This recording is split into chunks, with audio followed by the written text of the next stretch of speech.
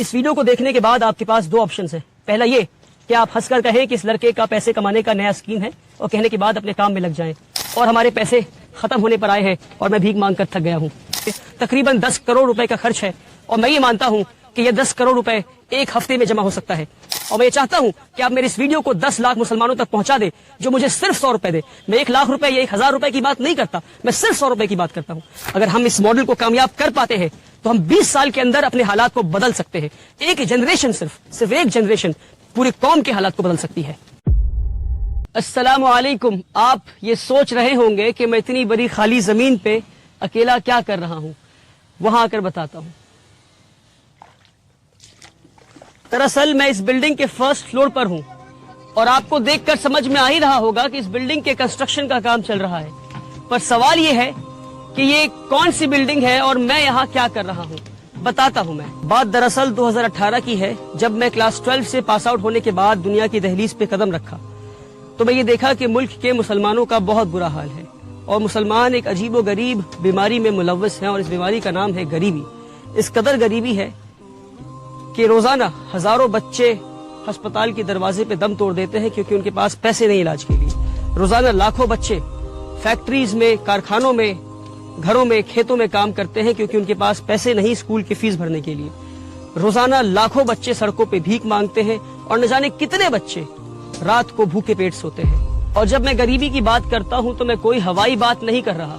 साल 2019 में national council for applied economics and research ने मुल्क भर में एक सर्वे किया और इस सर्वे में, रिसर्च में ये निकल कर आया कि हमारे मुल्क में आज भी 31% मुसलमान ऐसे हैं, 31% मुस्लिम ऐसे हैं जो बिलो दी पॉवर्टी लाइन रहते हैं, जो गरीबी रेखा से नीचे रहते हैं। अब इसका क्या मतलब है? इसका मतलब ये है कि 20 करोड़ मुसलमान में से 6 करोड़ मुसलमान आज भी ऐसे हैं जिनकी मंथली फैमिली इनकम 2500 रुपए से भी कम है। जी हाँ, 2500 रुपए से भी कम है।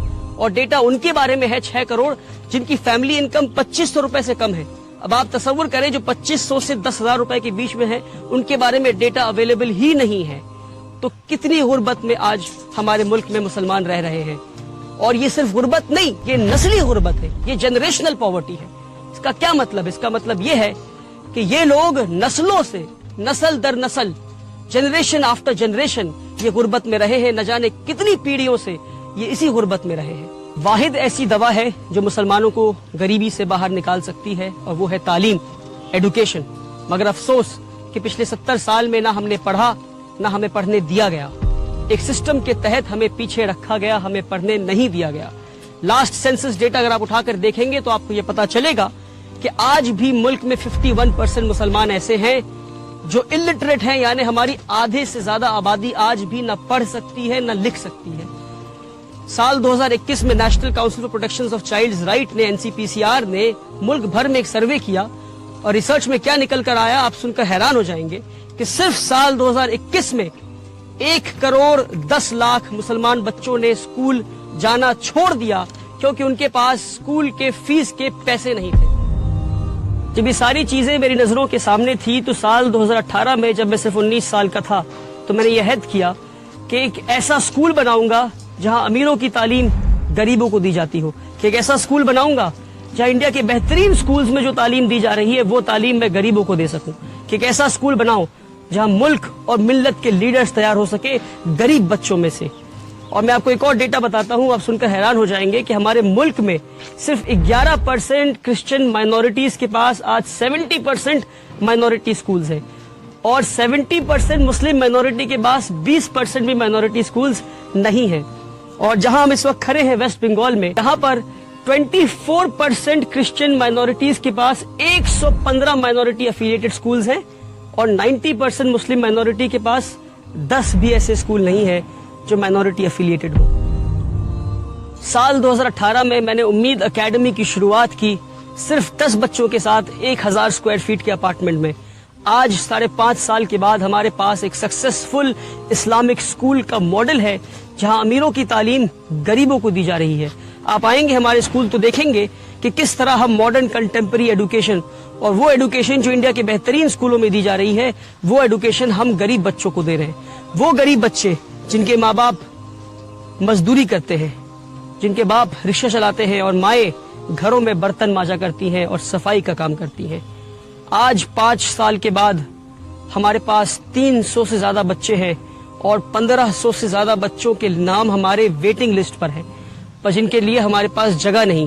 تو 2 سال پہلے میں ان غریب بچوں کے لیے جگہ ڈھونڈنے نکلا اور فائنلی اس زمین پر آیا جو کہ 2 ایکڑ زمین ہے، اور اللہ نے آسانی کے ساتھ ہمیں یہ زمین دلوا دیا. اور اس زمین پہ جہاں آپ دیکھ سکتے ہیں اسکول بلڈنگ کے کنسٹرکشن کا کام چل رہا ہے. ایک اسکول بلڈنگ بننا ہے اور اس طرف 2 ہاسٹل بننے ہیں، ایک بوائز ہاسٹل ایک گرلز ہاسٹل. اور یہ 3 بلڈنگ بننے کے بعد بھی جہاں میں کھڑا ہوں یہاں ایک فل فلیجڈ فٹ بال فیلڈ اور اس کارنر میں ایک باسکٹ بال کورٹ بھی بن جائے گا انشاءاللہ. اور اب آپ دیکھ سکتے ہیں کہ اس بلڈنگ کے فرسٹ فلور کی ڈھلائی ہو رہی ہے. پچھلے 1 سال میں بڑی محنت اور مشقت کے بعد ملک بھر میں گھوم گھوم کر اور بھیک مانگ کر اسکول بلڈنگ کے کام کو میں یہاں تک لا پایا ہوں کہ اسکول بلڈنگ کے فرسٹ فلور کے 9300 اسکوائر فیٹ کی پہلی ڈھلائی ہونی ہے، اور ہمارے پیسے ختم ہونے پر آئے ہیں اور میں بھیک مانگ کر تھک گیا ہوں. اس لیے میں ملک بھر کے مسلمانوں سے یہ پکار لگاتا ہوں کہ اب یہ غریبوں کا اسکول ملک کے ہر مسلمان کے پیسے سے بنے گا. اسکول کو بنانے میں اور ہاسٹل بلڈنگ اور اسکول کی فنشنگ کرنے میں تقریباً 10 کروڑ روپے کا خرچ ہے، اور میں یہ مانتا ہوں کہ یہ 10 کروڑ روپے ایک ہفتے میں جمع ہو سکتا ہے. ہمارے ملک میں 20 کروڑ مسلمان رہتے ہیں.